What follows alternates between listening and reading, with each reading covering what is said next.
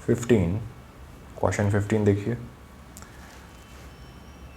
एक पोल है जिसका हाइट 6 मीटर है, इसके शेडो का लेंथ है 4 मीटर, जैसा डायग्राम में यहाँ बनाया है। 4 मीटर का इसका ग्रे कलर का ये शेडो दिखाया है। ऐसे ही एक टावर है, ये वाला टावर। इस टावर का हाइट हमें पता करना है। मान लीजिए हाइट h है और इसके शेडो का लेंथ 28 मीटर गिवन है, जैसा यहाँ डायग्राम में दिखाया गया है। शेडो बन रहा है सन की वजह से। अब सन बहुत दूर है, ये कॉन्सेप्ट ध्यान से सुनिएगा। सन बहुत दूर है, जैसा फिज़िक्स के ऑप्टिक्स सब्जेक्ट में भी आपने पढ़ा होगा कि बहुत दूर अगर कोई लाइट का सोर्स है तो इसका मतलब उससे आने वाले रेज़ पैरेलल रेज़ कंसिडर किए जाते हैं। ठीक है, आप इसे इस तरह से नहीं सोचोगे कि सन से पोल पर इस तरह से रेज़ गिरेंगे और टावर पर इस तरह से रेज़ गिरेंगे। तो ऐसा सोचना गलत है। क्यों? क्योंकि इसके अकॉर्डिंग तो ये एंगल डिफरेंट है और ये एंगल डिफरेंट है, लेकिन एक्चुअल में ऐसा नहीं है। क्योंकि सन बहुत दूर है, तो बहुत दूर मतलब सन इन्फिनिटी पर है, तो इस वजह से उससे आने वाले जो रेज़ हैं, इंसिडेंट रेज़, उन्हें हम पैरेलल रेज़ की तरह कंसिडर करेंगे। वो रेज़ पैरेलल होंगे। ठीक है, तो सन से आने वाले रेज़ पैरेलल रेज़ हैं।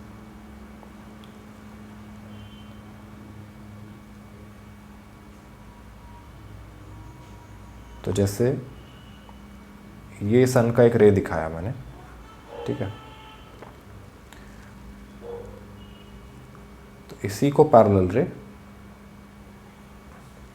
यहाँ बनना चाहिए। ये रेज पैरेलल है, ये वाला रे और ये वाला रे क्या है? पैरेलल।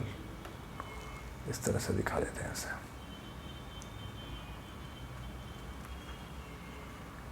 ये इंपॉर्टेंट कॉन्सेप्ट है यहाँ पर, पैरेलल रेज कमिंग फ्रॉम सन।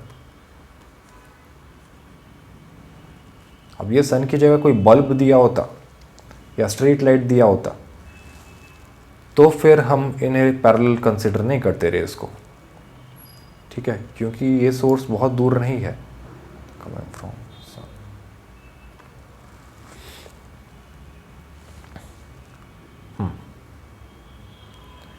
तो ये कॉन्सेप्ट अगर समझा है तो फिर ये समझ आ ही रहा होगा कि ये एंगल्स इक्वल है। पोल भी वर्टिकल है और टावर भी वर्टिकल है।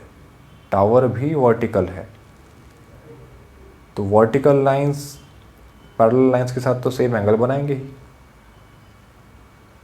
तो ये एंगल अगर थीटा है तो ये एंगल भी थीटा है। ठीक है, सिमिलरली ये एंगल्स 90 डिग्री है। तो दो तरीके से इस क्वेश्चन को सॉल्व किया जाता है। मेथड 1,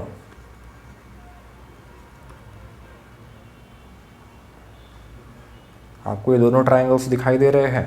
दोनों ट्रायंगल्स में आपको दिखाई दे रहा है कि दो दो एंगल इक्वल है। ठीक है, चलिए अगर हमने नाम दिया इस ट्रायंगल को ए बी सी और ट्रायंगल पी क्यू आर, तो फिर आपको दिखाई दे रहा है कि एंगल ए और एंगल पी दोनों ही इक्वल है और एंगल बी और एंगल क्यू ये भी इक्वल है, दोनों 90 degree. Both angles are right angles. तो इसीलिए बाय ए सिमिलैरिटी क्राइटेरिया दोनों ट्रायंगल सिमिलर है। Triangle A B C is similar to triangle P Q R. Vertices के ऑर्डर का ध्यान रखा लिखते वक्त। अगर ट्रायंगल सिमिलर हैं तो उनके साइड्स का रेशियो इक्वल होगा। इसका meaning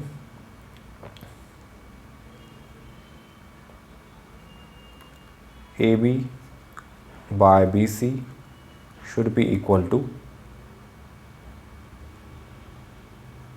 P Q by Q R. ठीक है, ऐसा लिखिए या फिर ऐसा लिखिए जैसा आपको समझता है। A B by P Q is equal to B C by Q R. ठीक है, तो इससे फर्दर सॉल्व कीजिए। ए बी का वैल्यू आपको पता है, ए बी का वैल्यू है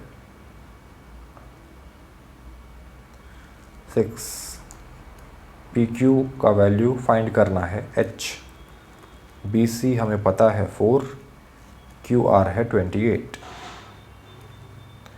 इसे सिंप्लीफाई कीजिए तो यहाँ से आ रहा है h इक्वल टू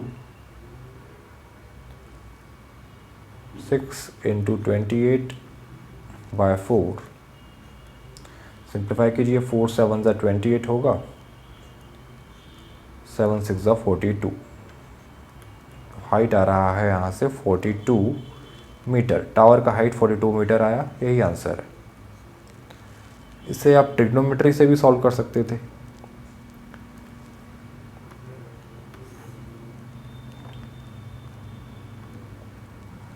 देखिए मेथड 2।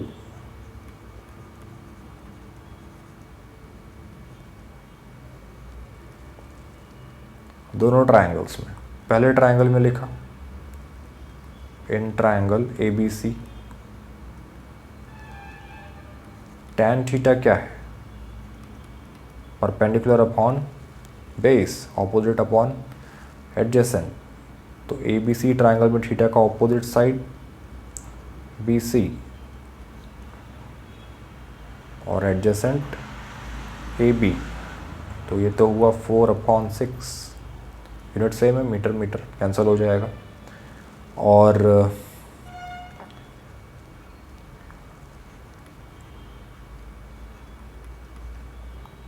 दूसरे ट्रायंगल में in triangle P Q R, इसमें भी tan थीटा को लिखा जा सकता है opposite upon base Q R by P Q. तो ये हुआ 28 मीटर बाय h। इसे कहा इक्वेशन 2। तो 1 और 2 को देखकर समझ में आ ही रहा है। From 1 and 2, from 1 and 2 28/h को लिखा जा सकता है 4/6। तो यहाँ से h आ गया, कैलकुलेट कर लीजिए कितना आएगा, वही 28 × 6/4। तो h कितना हुआ, 7 6 ज़ा 42। ठीक है, 42 मीटर। इस तरीके से भी सॉल्व कीजिए, आंसर आएगा।